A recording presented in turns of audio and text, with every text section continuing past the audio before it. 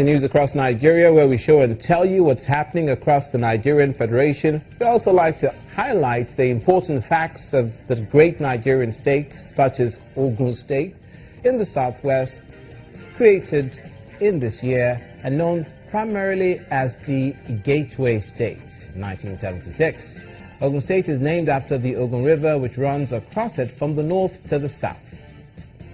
Also, Ogun is bordered to the east by Ondo, north by Oyo and Osun, the west by Republic of Benin, and the south by Lagos. Natural resources that Ogun State has include limestone, phosphate, granite, gypsum, bitumen, feldspar, clay, and tar sand.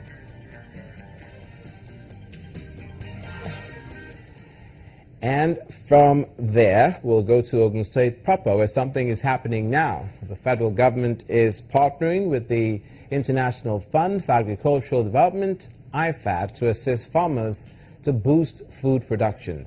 At a meeting with the farmers in Abeokuta, the Ogun State capital, coordinator of IFAD, Samuel Adeogun, asked them to treat agriculture as serious business. The farmers were also admonished to avail themselves of the opportunity being offered by the government to improve on their productivity.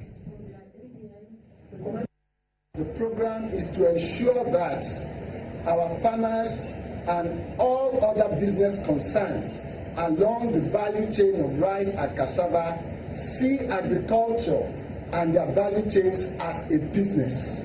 IFAD Value Chain Development Program is a program targeted at ensuring food security as well as increasing food production in Nigeria.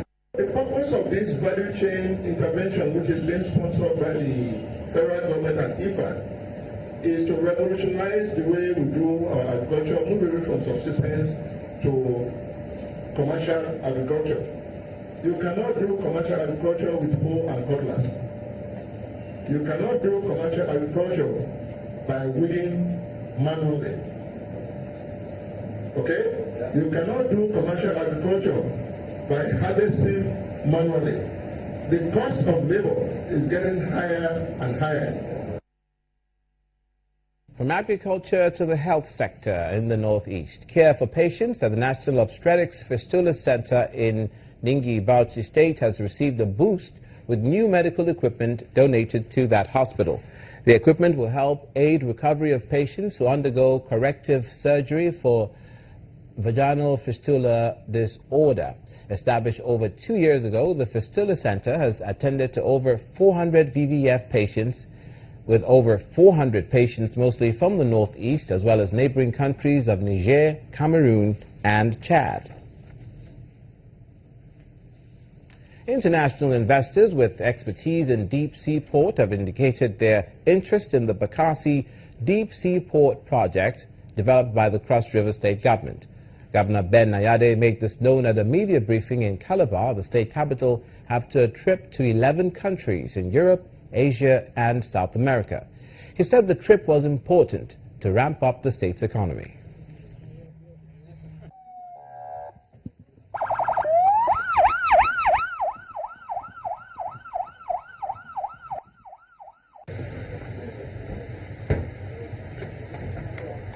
What I've done is to go around the world and be able to move a team of investors and some idle funds across the globe to bring it into Cross River State. So what you're going to see, even before my arrival, some teams have started arriving even in my absence to do final detail analysis, due diligence, to be able to come back in strong vigor, to be able to move the state forward. In all of that, my pressure, I was conscious that I have a very competent team here that was handling all things.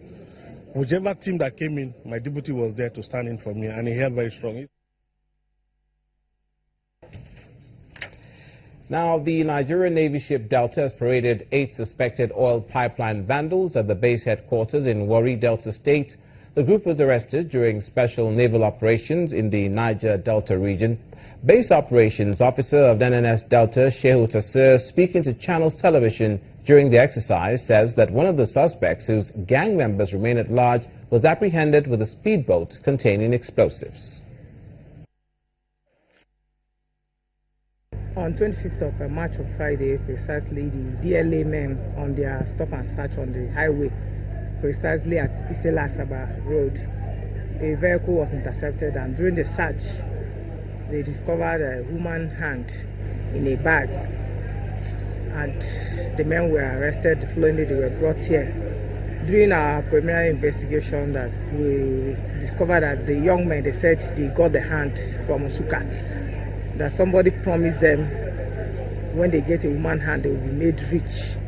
So searching for richness, they went to Ore. They couldn't find the man. On their way back, that was when they were arrested. Still, the case is still under investigation for us to determine how they got the hand, because their story is that they saw a criminal that was killed. That's where they cut off the hand. But the case is still being investigated by homicide. The Anambra State Governor, Willie Obiano, has given assurance that multiple representation in issues concerning the Igbo nation will soon be a thing of the past.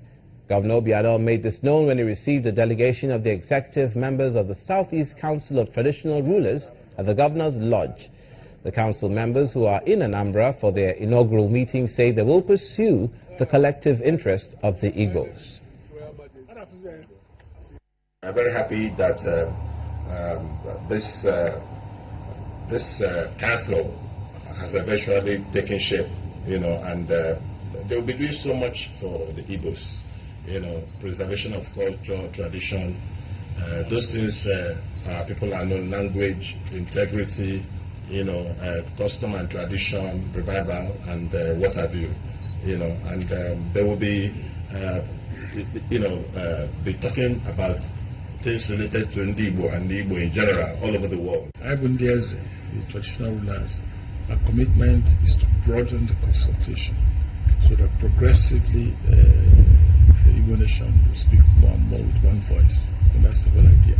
So we're going to reach out to Hanese, to Igbo in diaspora, etc., etc., etc. So progressively, there's more and more consultation and more shared views before anybody goes out to talk to the public. You see, but the situation where an issue comes up and 10 different Igbo groups begin to talk to begin to speak different voices, we want to see that to disappear. And that's it for this edition of News Across Nigeria, where we tell you what's happening now across the Nigerian Federation. Thanks for watching. I'm Olumide Mokoli.